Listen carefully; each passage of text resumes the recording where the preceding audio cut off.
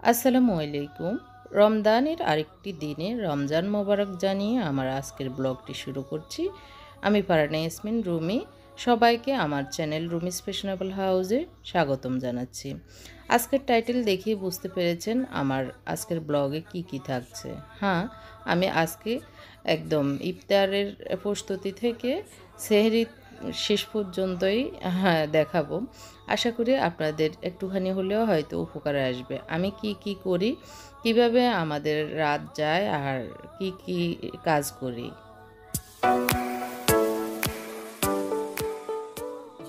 তো এই যে দেখতেই পাচ্ছেন প্রচুর বৃষ্টি হচ্ছে। 1-1:30 বাজে এখন। তো বৃষ্টিতে অনেকক্ষণ বসে বৃষ্টি উপভোগ করলাম। তারপরে একটু বাজার করে নিয়েছি, মানে নিচ থেকে আর কি। তো বৃষ্টিটা দেখে আমি রান্নাঘরে চলে আসলে আমি ভোর রাতেই সব করে নিয়েছি, যে সব ক্লিন করে রেখেছি। তো একটু আগে নিচ থেকে বাজারগুলোও করেছি। তো এখন আসলে সকাল থেকে কোনো কাজ করিনি, মানে ঘুম থেকে উঠেছি 12টা 12:30টার দিকে। তো এগুলো এনে দারোয়ানকে দিয়ে এনেছি, তো একটু স্প্রে করে নিয়েছি, এটা রেখেছি। আজকে কি ইফতার করব সেটার প্রিপারেশন, এই যে ভোর রাতে এগুলো আমি ক্লিন করে ঠিকঠাক করে রেখে দিয়েছি। এখন জাস্ট একটু গুছাবো, বেশি একটা কাজ নেই। এখন আমি ছোলা ভিজিয়েছি, আমার সিদ্ধ করা ছোলাগুলো শেষ হয়ে গিয়েছে। ছোলাটা বসাবো এই যে, আর 2-3টা পাতিল আছে সেগুলো ধুবো। তো আজকে ইফতার কি তৈরি করব সেটা আসলে এখনো প্ল্যান মনে মনে কিছু করেছি, এখনো আরো কিছু বাকি আছে। তো আর টেবিলটা একটু গুছাতে হবে, টেবিলটা এলোমেলো হয়ে আছে। এই যে পানিগুলো ফুরাবে মুনতাসির, আমি বোতল দিয়ে দিব।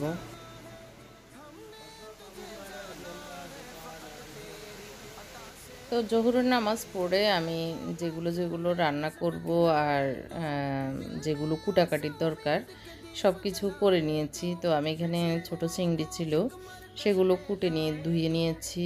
আর কিছু মাছ, চিংড়ি মাছের মাথাকে আমি এরকম আলাদা করে নিয়েছি।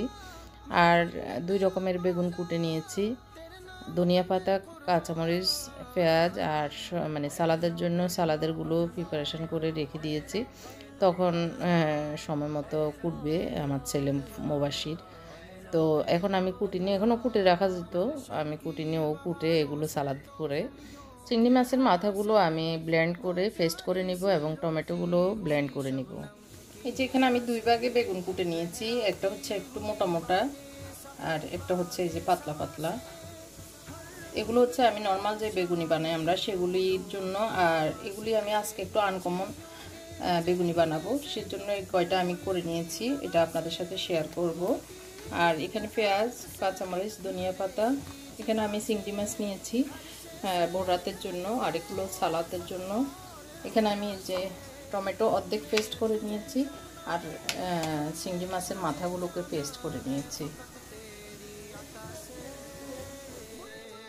এখানে আমি ছোট একটা পাতিলে পানি দিয়েছি গরম হওয়ার জন্য। এগুলো ফুটে উঠলে আমি বেগুন যেটা মোটা করে কেটে রেখেছি সেটা দিয়ে দিব।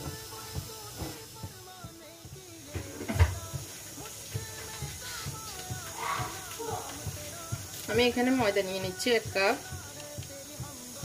আর দিয়ে দিচ্ছি চাউলের গুঁড়া আধা কাপ। আমি প্যাকেটের চাউলের গুঁড়া নিচ্ছি, আধা কাপ চাউলের গুঁড়া দিয়ে দিচ্ছি, অল্প একটু পরিমাণ লবণ,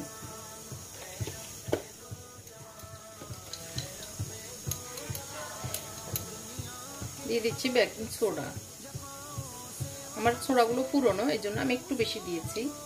তো আপনাদের যাদের একটু ফ্রেশ নতুন আনা তারা একটু কম দিবেন।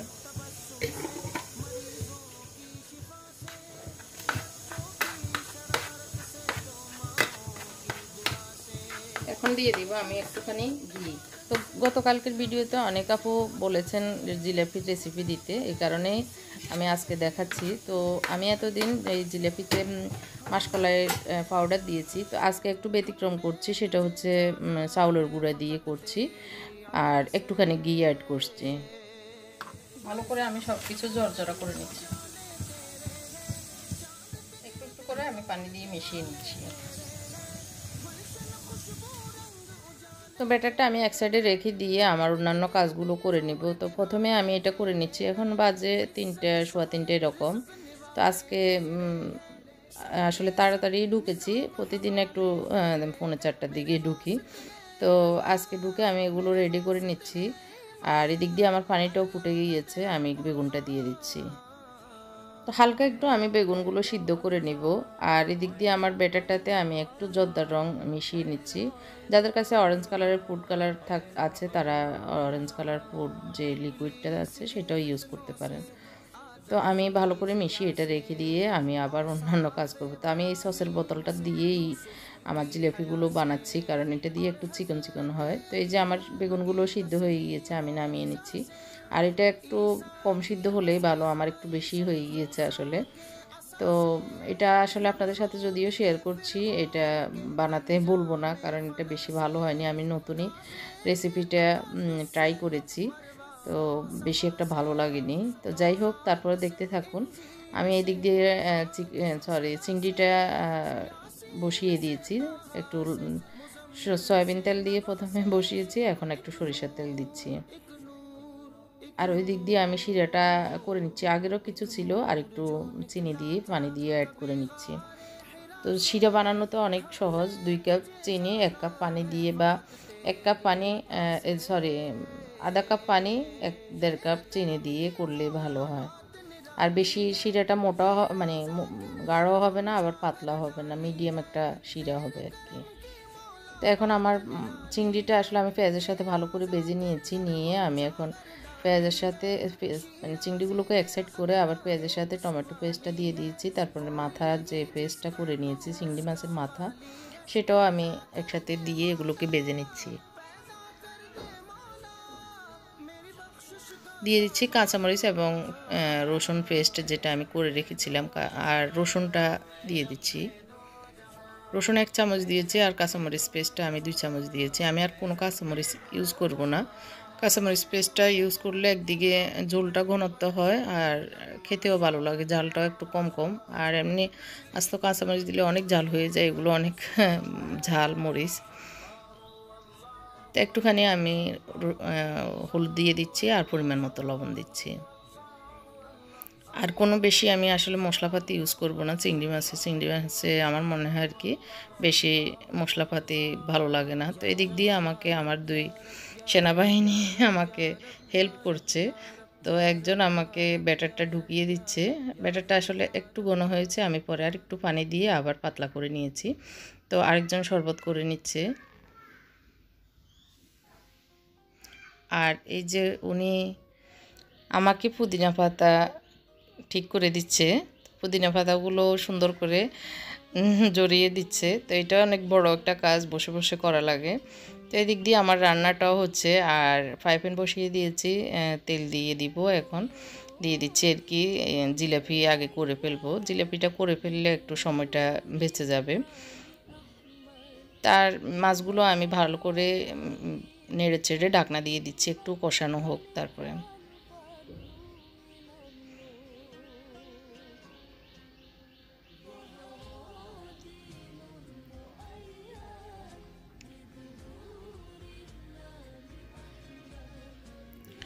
তো আজকের ভিডিওটি অনেক লং হয়েছে, সেজন্য অনেক বেশি দুঃখিত। তারপরে অনেক আপুরা রিকোয়েস্ট করছেন আসলে ছোট ভিডিও না দিতে, বড় ভিডিওই দিতে। এই কারণে ভাবলাম যে সব কিছুই দেখাই, সবার হয়তো একটু ভালো লাগবে। তো আমার জিলাপিটা শুরু করে দিয়েছি ভাজা।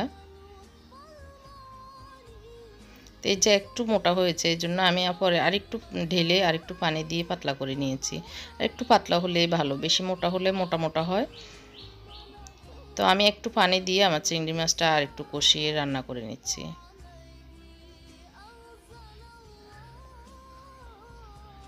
এখন চলে এসেছে আপনাদের ভাই রান্নাঘরে, উনি ওনার ভাজা পোড়াগুলো করে নেবে।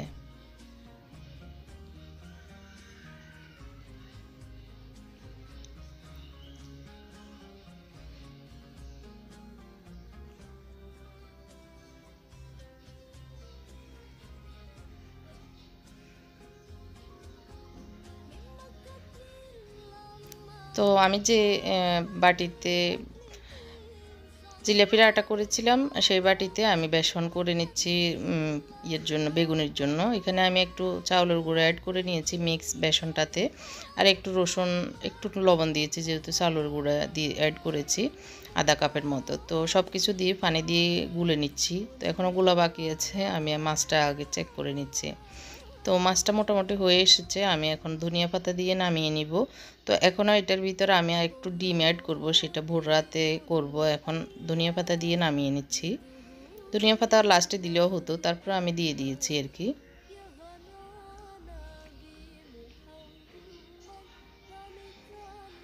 তো লাস্টে আর বেশি আসলে কিছু করা লাগবে না, ডিম দিয়ে দমে রেখে দিব। তো এই যে পাতলা করে এখন খুব সুন্দরভাবে হচ্ছে। তো এই চুলে আমি এখন বুট বসিয়ে দিব, ছোলা সিদ্ধ মানে ছোলা বসাবো। আর জিলাপিটা দেখেন অনেক মানে মুসমুসে আর খুবই ক্রিস্পি হয়েছে, ভিতরে কতটুকু দেখতে পাচ্ছেন, মানে শিরা ঢুকেছে। খুব মজা হয়েছে আজকের জিলাপিটা। তো আমি ছোলাটা বসিয়ে আবার ব্যাটারটা আবার ঠিক করে নিচ্ছি।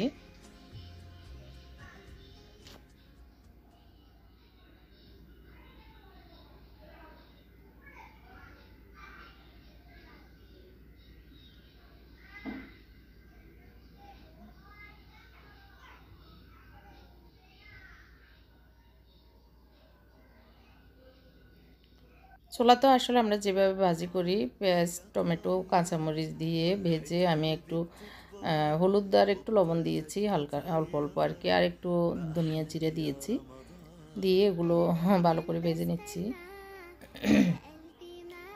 তো আমার ব্যাটারটা করা শেষ। এখন আমি যে মোটা বেগুনটা সিদ্ধ করে নিয়েছি সেটার জন্য একটু সব রেডি করে নিচ্ছি। এখানে আমি বেসন নিয়েছি আর একটুখানি ময়দা নিয়েছি, সব কিছু একটু মিক্স করে রেখে দিয়েছি। আর একটা ডিম ভেঙে আমি ফিটে নেব। তো এটা একটু চিকেন ফ্রাই টাইপের রেসিপিটা, কিন্তু আসলে সেদ্ধ বেশি হয়ে যাওয়াতে না কি আল্লাহ ভালো জানে, খেতে এত বেশি ভালো লাগেনি। তো আমি আমার ছোলাগুলো হয়ে গিয়েছে, আমি একটু চাট মশলা এবং ধনিয়া পাতা দিয়ে নামিয়ে নিচ্ছি। তো আমাদের মোটামুটি হয়ে এসেছে। আমরা এখন মুবাশির অর্ধেক করেছে, আর বললাম যে আমি তাড়াতাড়ি করে দিই, তুমি সরো। তো ও জায়নামাজ বিছাতে গিয়েছে, আমরা আসরের নামাজ পড়তে যাব এখন। তো আর লাস্টে শুধু বেগুন, 2 রকমের বেগুন ভাজা বাকি আছে, আর কিছুই নেই, সব কাজ শেষ।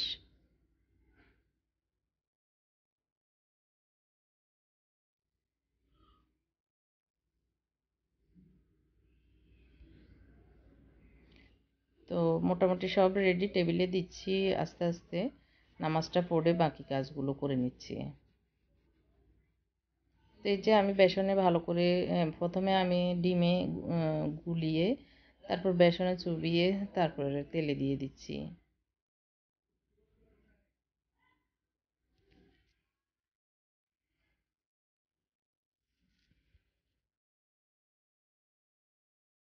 তো প্রথমে আসলে একদম সুন্দর মুসমুসে দেখতে, খুব ইয়ামি। আমার ছেলেরা তো ভেবেছে চিকেন ফ্রাই করছি, ওরা তো খুশি হয়ে গিয়েছিল।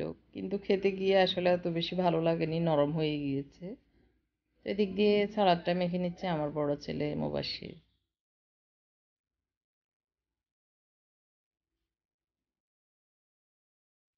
একটু ডেকোরেশন করে নিচ্ছি পুদিনা পাতা দিয়ে। আর আমাদের বেগুন ভাজাটাও মোটামুটি হয়ে এসেছে, আর অল্প কিছু আছে। আর ওই দিক দিয়ে আমাদের ফ্রোজেন আলুর চপ আর চরমচা হচ্ছে। তো এই তো মোটামুটি সব রেডি, টেবিলে দিয়ে দিয়েছি। ইফতারের টাইম এখন আরও 20 মিনিট বাকি আছে। তো আমরা দোয়া দরুদ পড়বো, আল্লাহকে ডাকবো এই টাইমটা, ইফতারের সময় ইফতারের সামনে নিয়ে বেশি বেশি আস্তাগফিরুল্লাহ, সুবহানাল্লাহ এইগুলো পড়লে আল্লাহ দোয়া কবুল করেন। আর যত বেশি আস্তাগফিরুল্লাহ পড়া যায় ততই আমাদের জন্য ভালো। আমরা ছোট বড় কত যে গুনাহ করতেছি সেটার কোনো আসলে হিসাব নেই। তো এই যে আমার রান্নাঘরটাও আমি ক্লিন করে নিয়েছি, মোটামুটি সব কিছু রেডি। আর বেশি একটা ঝামেলার নেই। তো ফ্রিজে যেগুলো রেখে দেওয়ার সেগুলো রেখে দিব, আর শুধু এটুকুই কাজ বাকি। হে আল্লাহ আমাদেরকে ক্ষমা করে দাও, হে আল্লাহ আমাদের ভুলকে মাফ করে দাও, হে আল্লাহ আমাদেরকে ক্ষমা করে দাও, বলো আমিন। হে আল্লাহ, আমাদের মা বাবা আত্মীয় স্বজন সকলকে রহমতের ছায়ায় ঢেকে নাও, আমিন।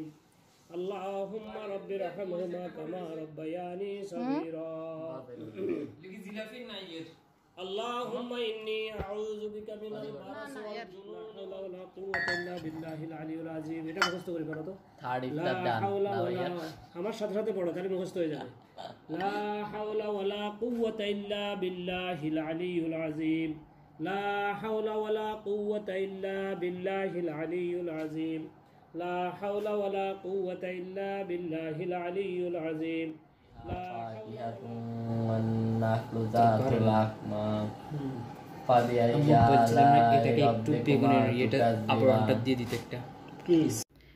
আসলে কিছু মনে করবেন না, ইফতারের আগ মুহূর্ত আমাদের কেমন কাটে সেটা একটু শেয়ার করলাম আপনাদের সামনে।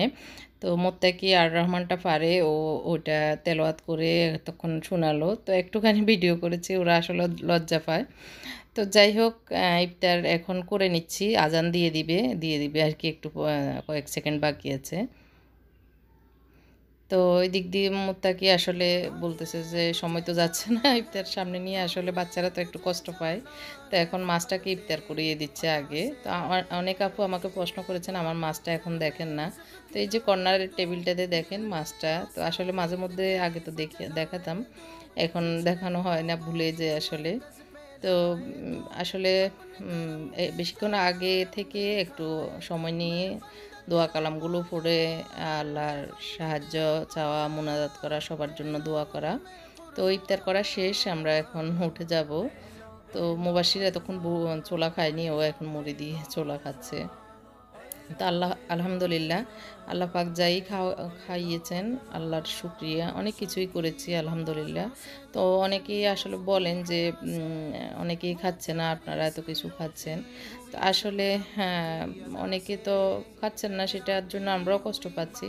তো যার তৌফিকে যতটুকু আছে সে ততটুকু তো খাবে, মুখ তো আর বন্ধও রাখা যাবে না। তো ইফতারের পরে একটু আপনাদের ভাইকে পুদিনা চা দিচ্ছি আর পুদিনা লেবুর, আর আমি একটু কড়া দুধ চা খাচ্ছি, তো একটু যেন কাজ করতে শক্তি পাই। তো এই কয়েকদিন আসলে খাওয়া হয়নি, আজকেই খাচ্ছি, কারণ এই কয়েকদিন আপনাদের ভাইও খেতে চায়নি, আর আমিও অলসতার কারণে বানাইনি আর কি। তো আজকে বললো যে চা বানাও পুদিনা পাতার, তো আর আমি ভাবলাম যে আমার জন্য একটু দুধ চা বানিয়ে নিই। তো চা তো খেয়ে নিয়েছি, এখন হচ্ছে অনেক রাত। তো ওদের আব্বুকে ওরা বললো যে আব্বু জিলেপি বানিয়ে দেন, জিলেপি খাবো। তো যেগুলো ইফতারের সময় সেগুলো আসলে ইফতারের আগে পরে খাওয়া হয়ে গিয়েছে, এখন আবার বানিয়ে দিচ্ছি, এত মজা হয়েছে আসলে। এখন চিকন চিকন হয়ে একদম মানে জিলেপির শিরাটাও সুন্দরভাবে হয়েছে। আর একটু আমি আপনাদের ভাইকে খাইয়ে দিচ্ছি। তো আর মুসমুসে একদম রসালো দোকানের জিলাপি। আসলে দোকানের জিলাপির থেকে আপনাদের ভাই বলে যে তুমি দোকানের কথা বলবা কেন, মানে ঘরেরটা হলো স্পেশাল ফ্রেশ, সেটাই ভালোটাই বলবা। আমি যদি কোনো কিছু বলি এই যে দেখ দেখ দোকানের মতো হয়েছে একদম, তখন বলে যে না, দোকানের সাথে তুলনা না, আমাদের ঘরের জিনিস ফ্রেশ, সেটার তুলনা করবা, মানে ভালো সেটাই, এটা আর কি। যাই হোক, তো আমি একটু হেল্প করছি, এখন বাজে প্রায় এই যে দুইটা বেজে যাচ্ছে আর কি, পৌনে দুইটাই। তো এই টাইমে এখন আমাদের জিলেপি বানিয়ে খাওয়া হচ্ছে, আর সবাই তো খুব মজা করে খাচ্ছে। তো ওরা বউ খুশি, বানিয়ে দিচ্ছে, উনি তো এখন শেফ হয়ে যাচ্ছে আস্তে আস্তে রান্না করে। আসলে পুরুষ মানুষ বেশি ঢুকুক এটা আমি কখনোই চাই না, তবে মাঝে মধ্যে হেল্প করলে ভালো লাগে। তো রমজানে আসলে একটু হেল্প করে, এটা বলবো অবশ্যই আলহামদুলিল্লাহ।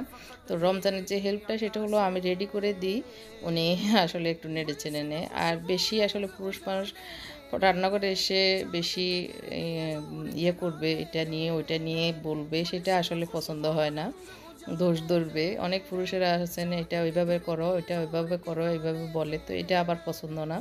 তো যাই হোক, আমি আমার চিংড়ি মাছগুলো এখন একটু রেডি করে নিচ্ছি, একটু কাঁচামরিচ ছিটিয়ে দিচ্ছি আর একটু লবণ ছিটিয়ে আমি দমে রেখে দিচ্ছি, একদম ডিমে আছে। তো অনেকক্ষণ রেখে আমি এখন এগুলোকে একটুখানি নেড়ে চেড়ে দিচ্ছি যাতে একটুখানি স্বাদটা ঢুকে আর কি।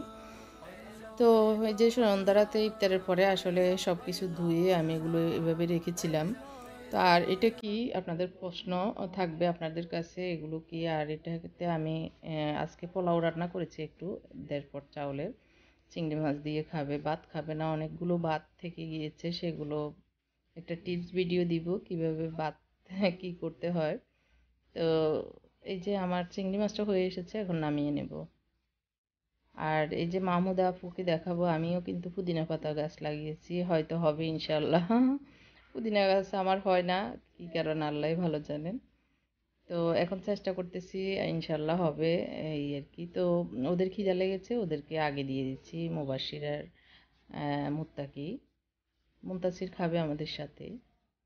তো বড় দুজন আবার নার্গেটস আর সসেস ভেজে নিচ্ছে, পোলাওর সাথে খাবে। তো ওদেরকে একটু বেড়ে দিচ্ছি।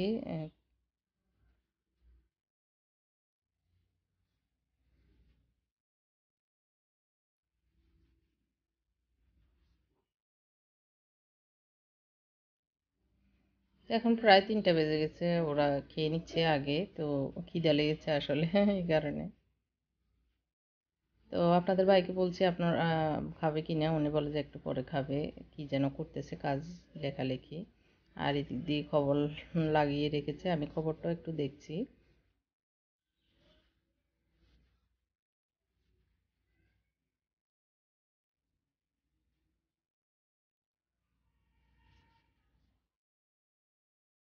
তো এখন আগ দিয়ে একটু আমি কোরআন তেলাওয়াত করছি, আর একটু মুনতাসির নফল নামাজ পড়বে। এই যে ইবনে কাসির এক আপু ভালো করে দেখতে চেয়েছেন, এই কারণে আমি দেখাচ্ছি। আমাদের পুরো সেটই আছে ইবনে কাসিরের।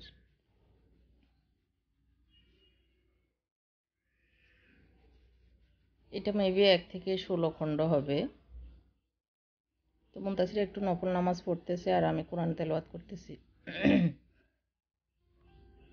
তো এগুলো করে আমরা চলে এসেছি খাবারে। তো সব কিছু টেবিলে দিয়ে আমি এখন রান্নাঘরটা একটু মুছে টুছে নিচ্ছি।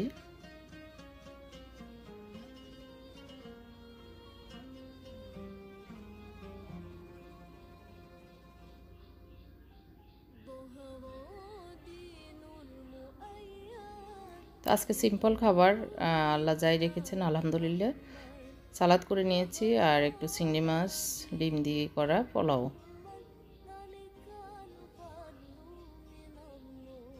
তো খাওয়া শেষ, এখন আমি টেবিলটা গুছিয়ে নিচ্ছি। তো ভোর রাতে আসলে সব কিছু এভাবে ক্লিন করে রেখে দিলে আর বেশি একটা সকালে ঘুমে টেনশন থাকে না। অনেকক্ষণ ঘুমিয়ে নিতে পারি, জোহরের আগ পর্যন্ত অনেকখানি টাইম আছে। তো তারপরে জোহরের নামাজ পড়ে আমি কোরআন তেলাওয়াত করি, তারপরে রান্নাঘরে ঢুকি। তো এভাবে আসলে আমার দিন রাত যায় আলহামদুলিল্লাহ। তো টেবিলটা গুছিয়ে নিয়েছি, আর রান্নাঘরটা একটুখানি যে খাওয়ার পরে দোয়া পাটলাগুলো ওগুলো করে নিচ্ছি।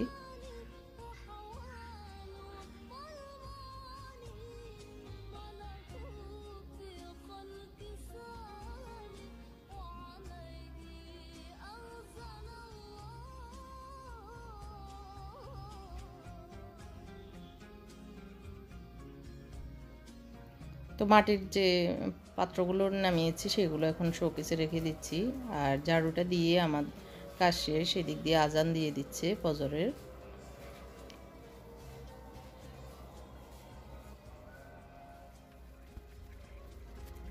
আমরা ফজরের নামাজ পড়ে আর আলহামদুলিল্লাহ শুয়ে যাব। তো এইভাবে আমরা যদি আমাদের কাজগুলো করে ফেলি রাতের বেলা, সন্ধ্যা মানে রাতে তো একটু শক্তি থাকে সেহরির সময়, সে সময় দোয়া পাটলা সহ যা যা কাজ আছে সেগুলো করে নিলে, ঝাড়ুটা দিয়ে নিলে আর বেশি একটা ঘরের কাজ থাকে না আমি মনে করি। তো এই যে আমার সব কিছু ক্লিন হয়ে গিয়েছে। এটা কি প্রশ্ন থাকছে আপনাদের কাছে? তো আশা করি আমার আজকের ভিডিওটি অনেক লং হলেও ভালো লেগেছে, আমার কাজগুলি আপনাদের দেখতে ভালো লাগে সে কারণে শেয়ার করেছি। তো সেহরিতে আমরা সেহরি খাওয়া শেষে এইভাবে ক্লিন করে রাখলে অবশ্যই আমি বলবো অনেক ভালো। আর মাঝে মধ্যে তো আসলে ছুটে যায়, সেটা শরীরের উপরেই ডিপেন্ড করে। তো এটা একটা বই, কোরআন, রমজান, তাকওয়া, এটা আপনারা সংগ্রহ করে পড়তে পারেন, অনেক ভালো। আল্লাহ হাফেজ, আসসালামু আলাইকুম। আমরা ফজরের নামাজ পড়ে নিচ্ছি সবাই।